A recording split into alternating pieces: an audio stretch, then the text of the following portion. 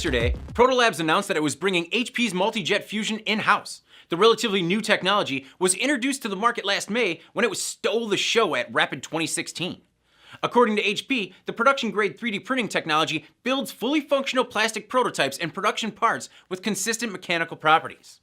To discuss why they decided on Multi-Jet Fusion, I'm joined today by Greg Thompson, Global Product Manager for 3D Printing with Protolabs, a company that specializes in custom prototypes and low-volume production parts. Thank you very much for joining me today, Greg. Hey, David, thank you. Pleasure to be with you. So why did you bring HP's Multi-Jet Fusion technology in-house?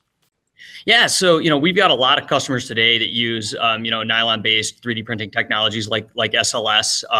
They really like it. It's functional, engineering-grade material, and you can print a lot more functional parts than, say, compared to other 3D printing technologies. But as with all technologies, right, it's got some pros and cons. And what we found both through the foundational, customer portion and now here at launch is, we're really impressed with Jet Fusion and how it was able to overcome some of those limitations. And so what we've seen with the Jet Fusion parts is you definitely get smoother surface finish, compared to the other technologies.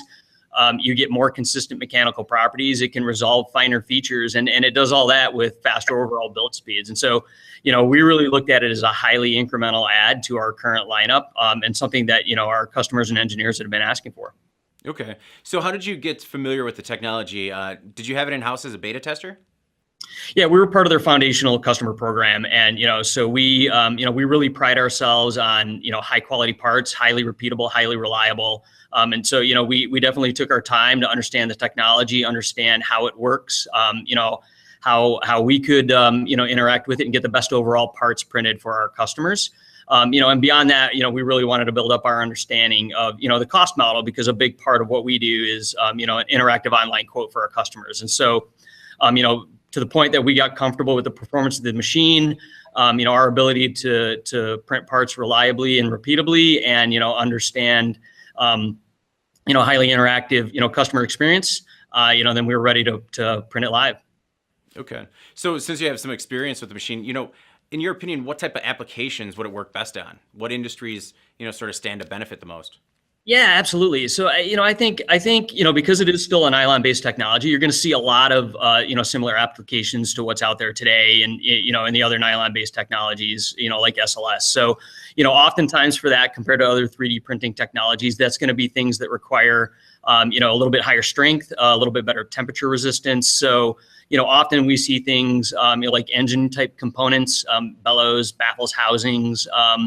We definitely see, manufacturing support, things like jigs and fixtures, really anything that requires a little bit of functionality compared to what you can get off of traditional, 3D printing parts. So, the industries that, we anticipated appealing to are going to be things like, like industrial, machinery, manufacturing, automotive, but also, medical components and others. So we've seen a wide degree of interest across industries and really varying, applications as well. Okay. With all that interest, have you had any customers in particular in the industrial or manufacturing space yet, or is it just too new? Well, it's a little new, and we can't really speak specifically to our customers, but we've as you mentioned, HP, announced this at Rapid. There's been a lot of buildup of interest for it. And so we've had really good response so far since launch. Okay. I mean, since it is fairly new, what would you say are some of the misconceptions that are out there, that, some of the design engineers and manufacturers just are misinformed? Yeah, well, with any new technology, right, there's going to be that learning curve about how do you design for it, what those design guidelines are going to be, when to use it compared to other, either 3D printing technologies or other manufacturing processes. And so, I think we've got a team of applications engineers that help, work our customers through that. Just for example, SLS, is a fairly established technology. It's got some of the larger format printers out there. And so, there's a larger build envelope and max allowable part size that's available in SLS compared to, to Jet Fusion. Yeah. Right now, Jet Fusion only has the PA12 that's available. They've got a great lineup of materials coming, but right now it's just the PA12. And so, if your readers and engineers, if they require some unique mechanical or thermal properties, say like, a little bit better elongation at break or, higher stiffness or better overall strength to weight ratio, that may be a consideration to use, a different technology.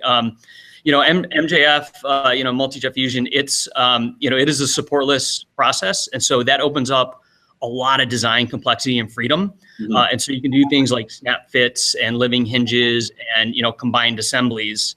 Right. But if you're designing those with a really tight clearance, say less than 4 thousandths of an inch, the laser-based SLS process has a little bit finer, fine feature precision. So that's another consideration. But, all in, we really expect the jet fusion technology to be a really great choice for the vast majority of PA12 type parts. So the nature of your business makes it so you're bringing a lot of new technologies in sort of at the front end.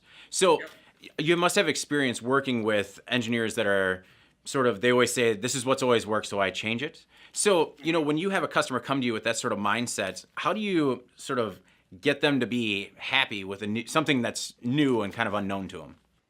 Yeah, well, I think specifically within 3D printing, we talk to them about the value that they can unlock. So, oftentimes if they're taking, a part that, can be, molded or machined in a traditional process, they really should, stay with that process, because you're going to find that the economics are more advantaged in its current format. So we like to tell people that if it's hard to make traditionally, it's a good candidate for 3D printing.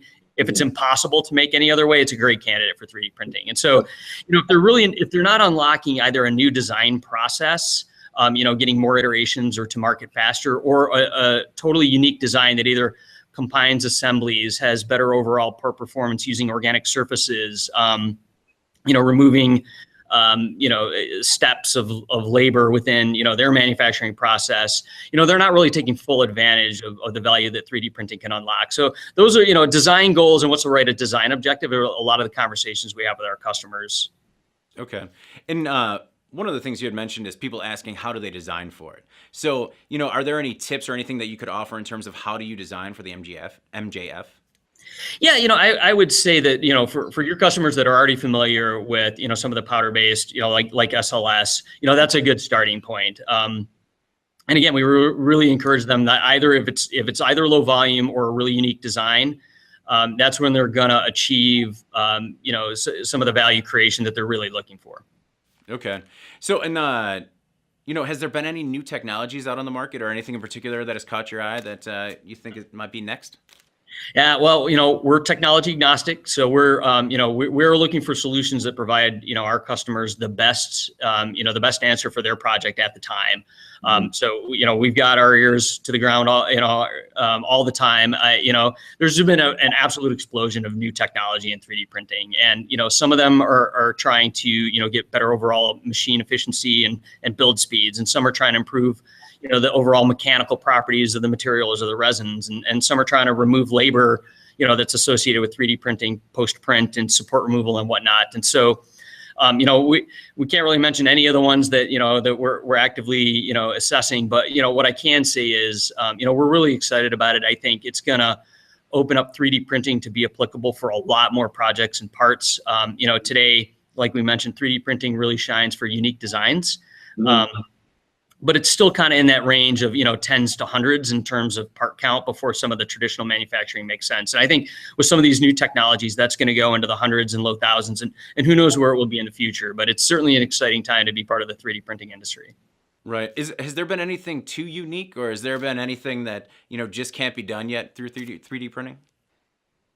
I think every technology goes through its adoption and learning phase. And so I think, there was a period of time where a lot of people believed, you could print any design that you could create. And, we all know that that's certainly not true. I think, as more and more people are really considering 3D printing for, production type purposes, it's forced the 3D printing industry as a whole to kind of rethink things. I think historically it was all about how do you get a geometry printed as fast as possible.